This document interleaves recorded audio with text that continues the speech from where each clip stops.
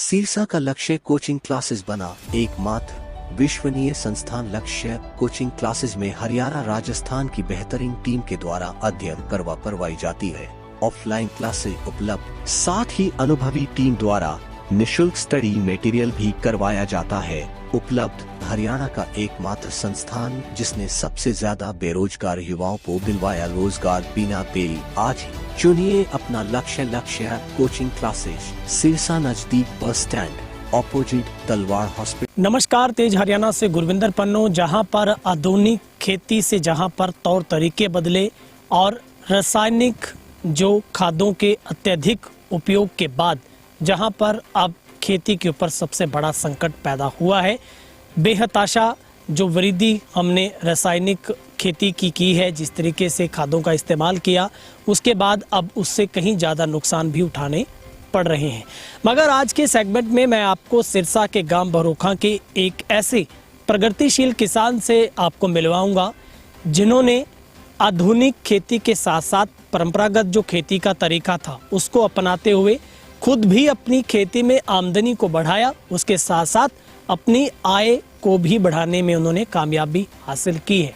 दरअसल जो जैविक खेती है, यानी केंचुआ खाद जिसे आप वर्मी कंपोस्ट बोलेंगे, उसको बनाने की विधि, तौर तरीके और एक प्रगतिशील किसान होने के नाते उन्होंने इस पूरे सिरसा जिला में एक नई पहचान अपनी स्थापित की है। तो बिना देरी हम आपको मिलवाते हैं और समझने और जानने का प्रयास करेंगे आखिर जो वर्मी कंपोस्ट है उसके कितने फ़ायदे हैं और फ़ायदों के साथ साथ आप उसको आय का साधन कैसे बना सकते हैं। रमेश बाबल जी हमारे साथ हैं। बाबल साहब, सबसे पहले तेज हरियाणा चैनल की दूसरी इस कड़ी में आपका बहुत बहुत स्वागत है। आपका भी बहुत बहुत स्वागत है। तेज हरियाणा की टीम को और तेज हरियाणा के दर्शकों को मेरा राम राम, नमस्कार और स्वागत। सर, मैंने जो एक चीज़ समझी और जिसको समझने का प्रयास किया, आज आपको हम इसलिए हमारे दर्शकों से मिलाना चाहते हैं। बहुत ज़रूरी हो जाता है ऐसे वक्त में जब आपका लोहा दुनिया मान रही है, सिरसा के लोग, किसान आपसे तमाम उन तौर तरीकों को सीखकर फ़ायदा कमा रहे हैं। वो है कि आपने सर जो वर्मिंग कंपोस्टिंग जो खाद बनाने के साथ साथ आय को भी अपने बढ़ाया है और दूसरी सबसे बड़ी बात है, आप किसानों को प्रैक्टिकली तौर पर निःशुल्क तौर पर कोचिंग भी देते हैं, आप उनको ट्रेनिंग भी दे रहे हैं। सर, सबसे पहले मैं जानना चाहूँगा आपके जहन में ये ख्याल कैसे आया जब आप एक परंपरागत तरीके से खेती वही आप कर रहे थे जो आम किसान भी कर रहा है, आप रासायनिक चीज़ों का इस्तेमाल करते थे, यूरिया, डीएपी और भी जो खाद है, मगर कैसे आपके जहन में ये कॉन्सेप्ट आया कि आपने वर्मिंग कंपोस्टिंग की तरफ जाने का जो एक तरीका पकड़ा है, एक रास्ता पकड़ा सर? मैं अपने बारे में थोड़ा सा 2 मिनट आपको बताना चाहूँगा कि मैं 20 साल से प्राइवेट कंपनी में जॉब कर रहा था जी। और जॉब के साथ साथ मेरी एक ललक थी कि मैं एक किसान का बेटा हूँ और किसान का बेटा होने के नाते अपनी जो परंपरागत थोड़ी जो भूमि है, मेरे पास 4 एकड़ के करीब भूमि है, तो मैं सोच रहा था कि भूमि के अंदर भी कुछ ऐसा काम किया जाए कि मेरी आय दो गुना तो कम से कम हो। ये सरकार करेगी या कब करेगी, होगी या नहीं होगी, लेकिन मेरे मन में ऐसा था कि मैं अगर कुछ करूं मैं कर सकता हूं। तो 2 साल पहले मैंने अपना कॉन्सेप्ट स्टार्ट किया था, जिससे मैंने 2 एकड़ में अमरूद का बाग लगाया और मेरी प्लानिंग ये थी कि मैं इसको जैविक तरीके से तैयार करूं, ऑर्गेनिक तरीके से तैयार करूं, जो अपनी भूमि है, धरती है, उसको कीटनाशकों से और यूरिया और डीएपी से मैं बचा के रखूं। तो मैंने जब अपना बाग लगाया तो मेरे को ऑर्गेनिक प्रोडक्ट की ज़रूरत पड़ी कि बाग को तैयार करने के लिए मेरे को ना जैविक खाद चाहिए, वर्मी कंपोस्ट खाद चाहिए। तो इसको स्टार्ट करने का मेरा मकसद ये था कि मैं साथ में आय भी लूँगा, इनकम भी होएगी और अपने खेत की है ना वो पूर्ति वो मैं वर्मी कंपोस्टिंग से पूरी करूँगा। तो मैंने शुरुआत में इसके 4 बेड लगाए थे, खाद तैयार होने लगी, अच्छी खाद तैयार हुई, मैंने अपने बाग के अंदर इसको यूज़ किया। उसके बाद जैसे जैसे इसकी प्रोडक्शन बढ़ती गई, क्योंकि 4 बेड से स्टार्ट करके मेरे पास बेड 20 हो गए। क्योंकि 20 इसलिए हो गए कि इसमें केचुए भी मल्टीप्लाई होते रहते हैं। अब केचुए ज़्यादा मल्टीप्लाई हुए तो मेरे को ज़्यादा गोबर की ज़रूरत पड़ी, ज़्यादा मेरे बेड बढ़े। तो इसके बाद किसानों को मैंने थोड़ा थोड़ा करके किसी को क्विंटल, 2 कुंटल, किसी को 10 किलो, 20 किलो खाद ना प्रैक्टिकली तौर पे उनको यूज़ करने के लिए दी कि आप इसको देखो, अपनी भूमि के अंदर इसको डालो। तो इसके रिजल्ट इतने ज़बरदस्त आए कि किसान भाई मेरे पास आने लगे, सर इसके खाद के तो अच्छे रिजल्ट हैं, हम अपनी फसलों में यूज़ कर रहे हैं, नरमे में, धान में, हरे चारे में और बागवानी में, नींबू में, किन्नू में, संतरे में किसान यूज़ करते हैं। तो इसके बाद मेरा थोड़ा सा ना हौसला हुआ कि इस कॉन्सेप्ट को लेके मैं आगे जा सकता हूँ। तो करीब अभी 2 साल हुए हैं और जब 6 महीने मेरे को हुए थे ना, तब मैंने ये सोच लिया था कि इस कॉन्सेप्ट को मैं बड़े लेवल पे लेके जाऊंगा, ये मेरी इनकम भी बढ़ाएगा, प्लस किसान भाइयों को उनकी जो ज़रूरतें हैं, जैविक जो उनको खाद चाहिए, वर्मी कंपोस्ट खाद चाहिए, वो मैं उनको उपलब्ध करवा सकूँ। तो ये चीज़ें करते करते आज 2 साल के अंदर मैं इसको एक अच्छे लेवल पे भी लेके आया और अच्छी इनकम भी मैं ले रहा हूँ, यानी करीब करीब इसी कॉन्सेप्ट से लाख रुपए महीना भी मैं कमा रहा हूँ। उसके बाद मेरा मकसद ये था कि मैं तो इसमें सेटल हूँ, हो गया, मेरा काम चल रहा है, बिजनेस चल रहा है। अब मेरी ये सगी दोस्त जो साथी आज जयपुर, दिल्ली, गुड़गांव बाहर बैठे हैं, जो 20-20, 30-30 हज़ार की नौकरी कर रहे हैं, तो किसान साथियों के लिए, पढ़े लिखे जो युवा साथी हैं, उनको इस कॉन्सेप्ट की जानकारी देके, ट्रेनिंग देके और फ्री ऑफ कॉस्ट उनको मैं आगे शुरुआत भी करवा रहा हूँ। जो पिछले 1 साल के अंदर मैंने 20 से 25 जगह स्टार्ट करवाई, तो आज वो बढ़िया तरीके से इसको काम कर रहे हैं, मेरे दिशा निर्देश में काम कर रहे हैं और वो कामयाब है। आज एक रोजगार का अवसर है जो मैं किसान भाइयों को देना चाह रहा था और उसमें मैं सफल भी हूँ। ठीक है सर, किसान के जहन में तो यही बात आती है ना कि अगर आप अपनी खेती में उत्पादन क्षमता को बढ़ाना चाहते हैं तो उतनी आप उसमें रसायन जो उर्वरक बढ़ाने के लिए आप उतना DAP यूरिया का इस्तेमाल ज़्यादा बढ़ा दो। इस बार 1 गट्टा, अगली बार हम 2 गट्टे डालेंगे।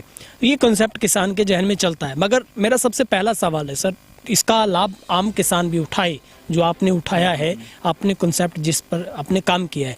सर, किसान के जहन में सवाल आता है कि इसके लिए बहुत भारी भरकम उसको अपना बजट लेकर आना पड़ेगा, उसको कितने एकड़ में इस कॉन्सेप्ट को लेकर आना पड़ेगा। आप उनकी शंका दूर करें सर कि किसान को सबसे पहला झटका ये ना लगे कि उसका आर्थिक तौर पर बहुत बड़ा उसको नुकसान हो जाए।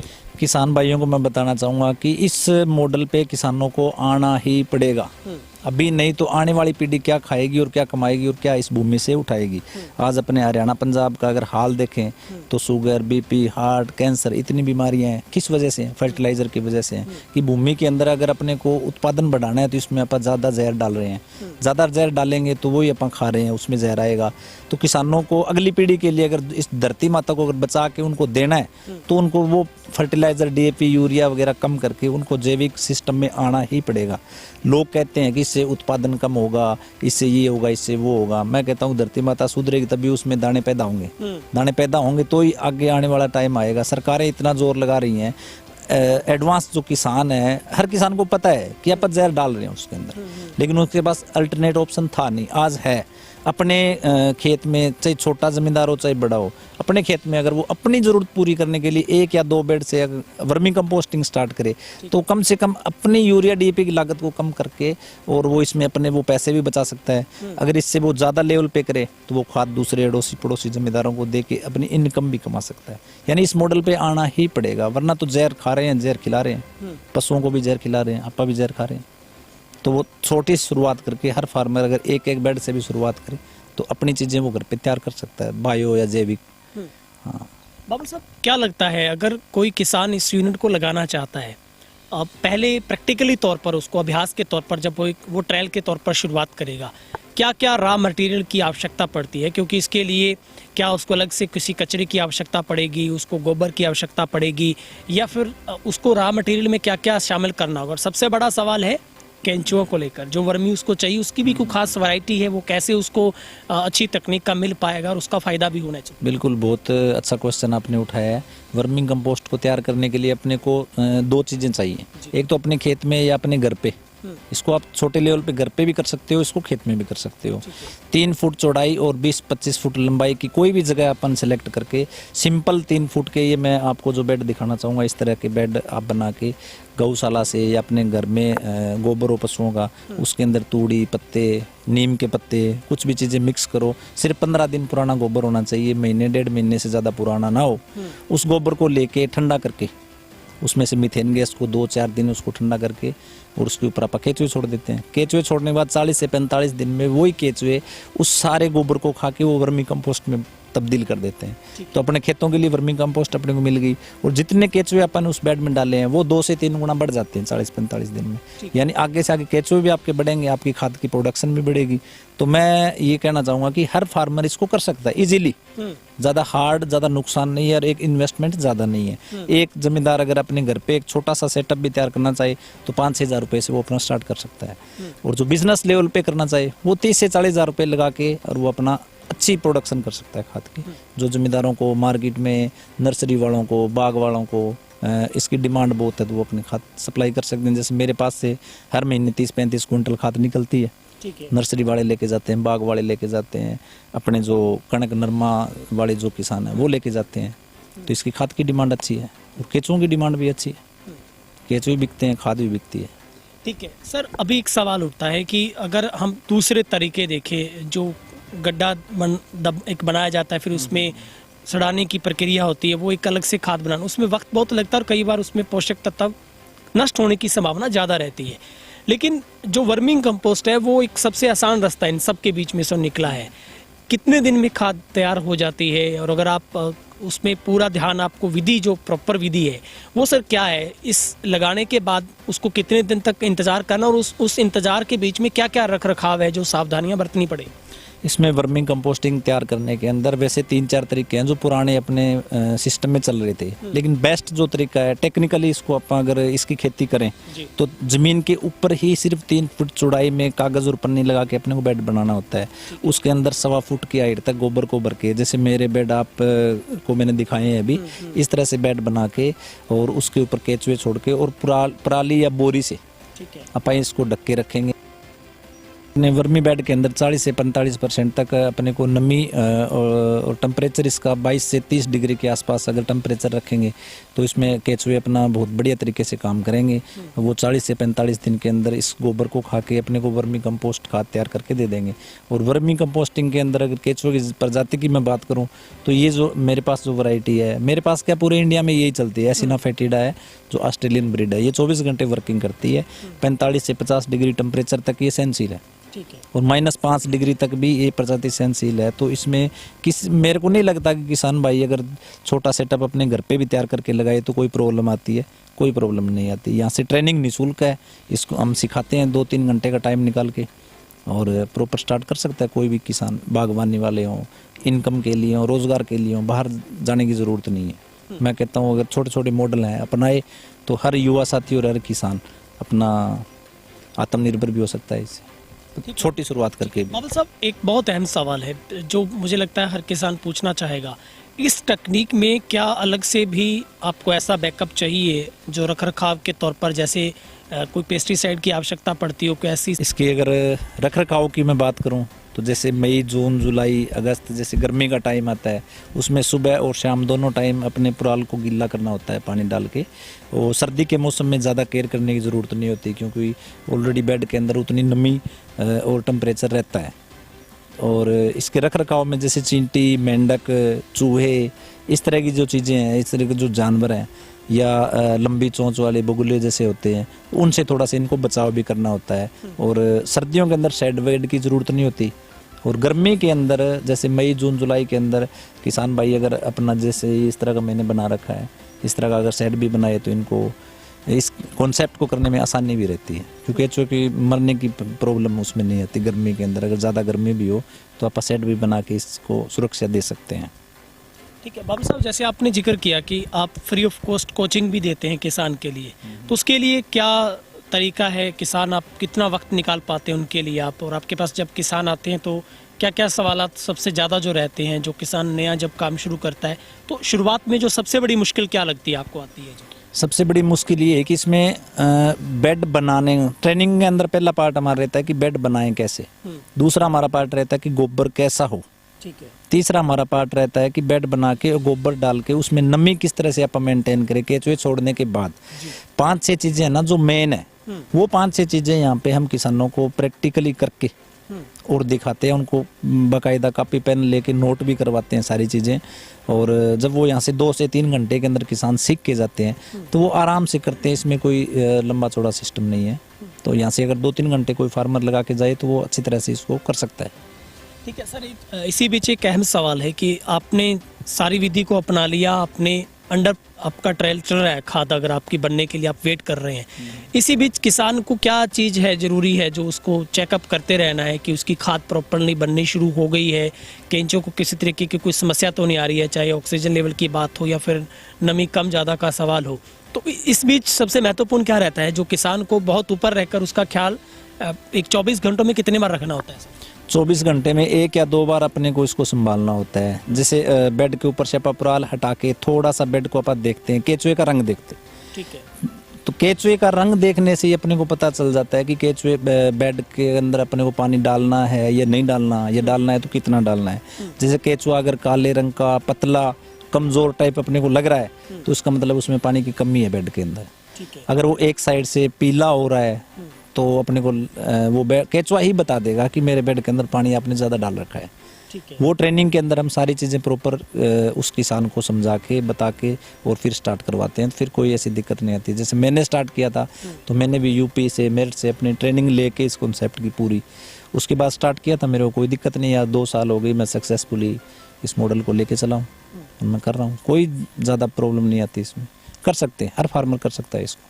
ठीक है, अभी सर आखिरी मेरे 2 सवाल बचे हैं। जब यहाँ से आपका उत्पादन शुरू हो गया, खाद बननी आपकी शुरू हो गई, उसके बाद आपने जो अब तक जो मेथड अपनाया है, जो प्रैक्टिकली आपने करके देखा है, कितना बड़ा आपको अंतर नज़र आता है फर्टिलाइजर के अलावा जो आपने जिस भी फसल पर आपने इस्तेमाल करके देखा, आपको क्या खूबसूरती नज़र आई है जो एक किसान को इस सिस्टम में आना होगा? आपने पहले ही जिक्र किया है, मजबूरी है क्योंकि आना पड़ेगा, क्योंकि सेहत अगर नहीं है तो फिर कुछ भी नहीं बचा है पीछे। क्या अंतर नज़र आता है सर? मैंने खुद इसको यूज़ किया है, मेरे आपको मैंने दिखाया था कि 2 साल से छोटा ही है मेरा अभी बाग। इसके पौधों की ग्रोथ बहुत अच्छी है, इसके अंदर मैंने कोई केमिकल फर्टिलाइजर कहीं कुछ नहीं डाला, ओनली वर्मी कंपोस्ट।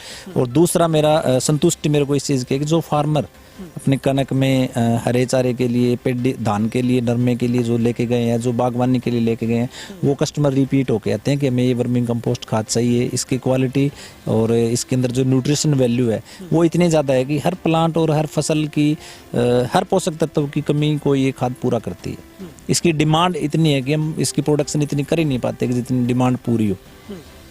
हाँ, तो हर फसल के अंदर ये डलती है और किसान संतुष्ट है, इसमें रिजल्ट मिलते हैं उसको। ठीक है बाबल साहब, मेरा आखिरी सवाल है, बहुत सारे किसान देख रहे हैं और इस पूरे आतुर भी होंगे इस सिस्टम के साथ जुड़ने को लेकर।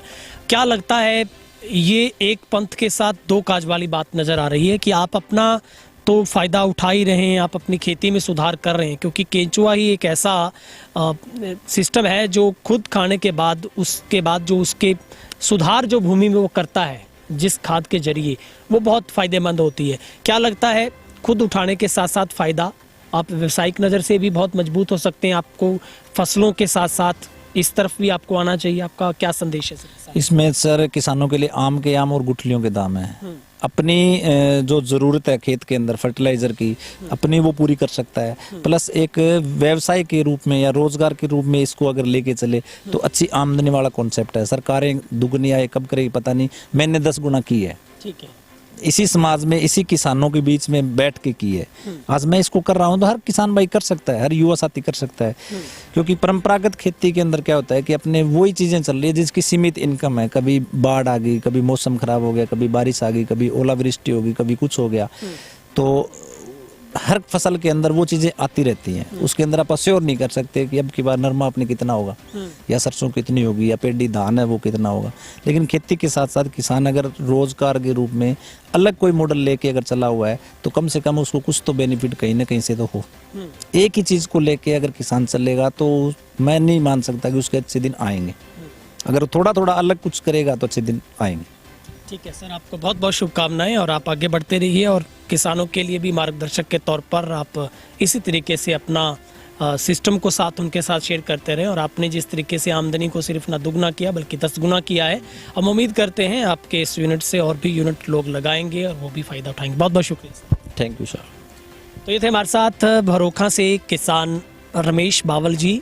निश्चित तौर पर उन्होंने खुद कहा है कि आपको आमदनी 2 गुना करने का नहीं बल्कि 10 गुना करने का भी अगर आप कॉन्सेप्ट रखते हैं तो इस मादे को भी आप प्राप्त कर सकते हैं। निश्चित तौर पर जैविक खेती आज के युग की सबसे बड़ी ज़रूरत बना। और ऐसे में अगर आप वर्मी कंपोस्टिंग कंपोस्ट जो एक विधा है, अगर इसको आप अपनाते हैं, ना सिर्फ आप अपने खुद के फसल में फ़ायदा उठा सकते हैं बल्कि इसके साथ साथ आप खुद एक व्यावसायिक दृष्टि से अपनी आमदन को बढ़ा सकते हैं। हम कोशिश करेंगे बावल साहब के साथ दूसरे किसी तीसरे सेगमेंट में आकर आगे की प्रक्रिया को और भी समझा जा सके। अगर आपके जहन में किसी भी तरीके के सवाल है तो स्क्रीन के ऊपर निसंकोच बावल साहब का नंबर हमने फ्लैश किया है। आप समय के अनुसार उनसे वक्त लेकर आप आकर यूनिट को देख भी सकते हैं, विजिट कर सकते हैं। और अगर आपको विजिट करने के बाद अच्छा लगता है तो आप यूनिट को खुद लगवा भी सकते हैं। निस्सिंग कोच, आपके कोई भी सवाल है कमेंट सेक्शन में रखिएगा, कोशिश करेंगे वहां पर भी जवाब मिले, और फ़ोन कॉल्स पर भी आप अपने तमाम सवालों के जवाब ले सकते हैं। इस वीडियो को शेयर जरूर कीजिएगा ताकि तमाम किसानों तक ये जानकारी पहुंच सके। बहुत बहुत शुक्रिया।